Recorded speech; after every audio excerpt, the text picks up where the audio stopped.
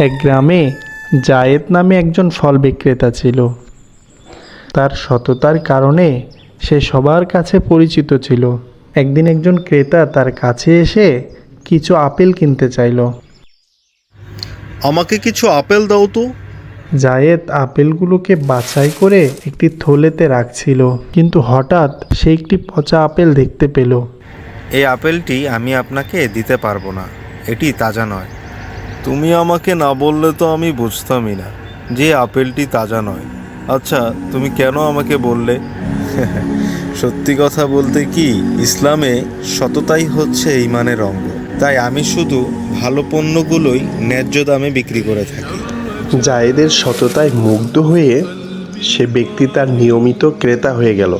অল্প সময়ের মধ্যেই জায়েদের দোকান বাজারের সবচেয়ে ব্যস্ত দোকান হয়ে গেল। সুতরাং বোঝা গেল, ব্যবসায় সততা ও ন্যায্যতা ধরে রাখলে আল্লাহ সুবহানাহু ওয়া তাআলা সেই ব্যবসায় সফলতা ও বরকত ঢেলে দেন। للكون وجه آخر نحيا أنا صنعة لو وجدتها